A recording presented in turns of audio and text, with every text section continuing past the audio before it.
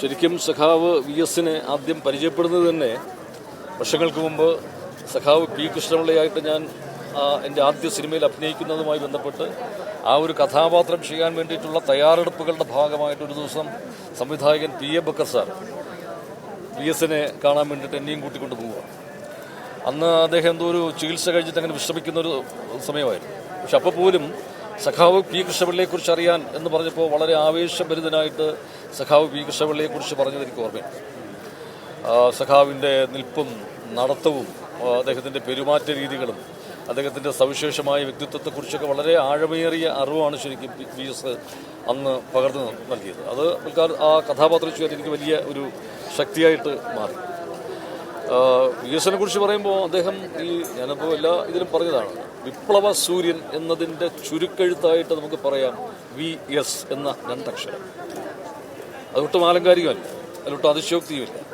കാര്യം അത്രയേറെ ഒരു വിപ്ലവ വീര്യം, പോരാട്ട വീര്യം ഉള്ളിൽ സൂക്ഷിച്ചുകൊണ്ട് ഒരു കെടാത്ത കനലിങ്ങനെ ഉള്ളിൽ സൂക്ഷിച്ച ഒരു മനുഷ്യൻ. അത് ജീവിതാന്ത്യം വരെ ആ ഒരു കനലിങ്ങനെ ഉള്ളിൽ ഉണ്ടായിരുന്നു എന്നുള്ളതാണ്. ഒരു പോരാട്ടം, അത് അവസാന നിമിഷം വരെ ജീവിതത്തോടും മരണത്തോടും ഒക്കെ അദ്ദേഹം ഇങ്ങനെ പോരാടുകയായിരുന്നു. ആ രോഗബാധിതനായിരുന്ന നാളുകളിൽ രോഗത്തോട് പോരാടുകയാണ്. അപ്പോൾ അത് പോരാട്ടം എന്ന് പറയുന്ന അദ്ദേഹത്തിൻ്റെ ഒരു രക്തത്തിലലിഞ്ഞ ഒന്നാണ്. അത് മനുഷ്യർക്ക് വേണ്ടിയിട്ടുള്ള, പാർശ്വവൽക്കരിക്കപ്പെട്ട പാവപ്പെട്ട മനുഷ്യർക്ക് വേണ്ടി, തൊഴിലാളി വർഗത്തിന് വേണ്ടി ഒക്കെയുള്ള ഒരു വലിയ പോരാട്ടത്തിൻ്റെ വലിയൊരു സമര നായകനായിട്ടാണ് വി.എസ് വരുന്നത്. അത് സഖാവ് പി കൃഷ്ണപിള്ളയാണ് അദ്ദേഹത്തെ കർഷക തൊഴിലാളികളെയൊക്കെ സംഘടിപ്പിക്കാൻ വേണ്ടിയിട്ട് ആദ്യമായിട്ട് നിയോഗിക്കുന്നത്, ആലപ്പുഴയിൽ നിയോഗിക്കുന്നത്. അപ്പോൾ അത് തുടർന്ന് പിന്നീട് അദ്ദേഹം സാധാരണ മനുഷ്യരുടെ, ദരിദ്രരായ മനുഷ്യരുടെ, കർഷക തൊഴിലാളികളുടെ, കയർ തൊഴിലാളികളുടെയൊക്കെ ഒരു വലിയ രക്ഷകനായി അവരുടെ ശബ്ദമായി മാറി എന്നുള്ളതാണ്. പിന്നീട് അദ്ദേഹം രാഷ്ട്രീയ രംഗത്ത് വളരെ സജീവമായിട്ട് അദ്ദേഹം പിന്നെ ഒരു പ്രതിപക്ഷ നേതാവായും ജനപ്രതിനിധിയായും ഭരണാധികാരിയുമായൊക്കെ വന്നപ്പോഴും ജനപക്ഷത്ത് നിൽക്കുന്ന നിലപാടുകൾ സ്വീകരിച്ചിരുന്ന ഒരു ഉത്തമനായ കമ്മ്യൂണിസ്റ്റുകാർ, ഉത്തമനായ ഒരു രാഷ്ട്രീയ നേതാവ്. അദ്ദേഹം ഈ ജനകീയ പ്രശ്നങ്ങളിലൊക്കെ ഇടപെടുന്നത് തന്നെ നമുക്കൊരു വലിയ അത്ഭുതത്തോടെയാണ് നമ്മളതൊക്കെ നോക്കിക്കണ്ടിരുന്നത്.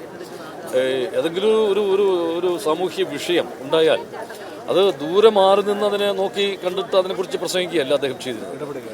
അദ്ദേഹം അത് ഒരു വിഷയമുണ്ടായാൽ, അതിപ്പോൾ മുല്ലപ്പെരിയാർ ആയിക്കോട്ടെ, പിന്നെ ഈ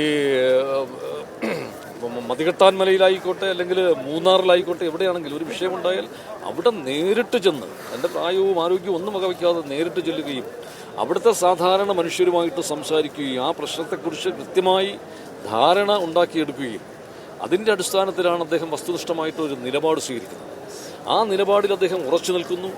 അത് പൊതുസമൂഹം ഒന്നാകെ അംഗീകരിക്കുന്ന ഒരു നിലപാടായിട്ട് ഉയർത്തിക്കൊണ്ടുവരാൻ അദ്ദേഹത്തിന് കഴിഞ്ഞിട്ടുണ്ട്.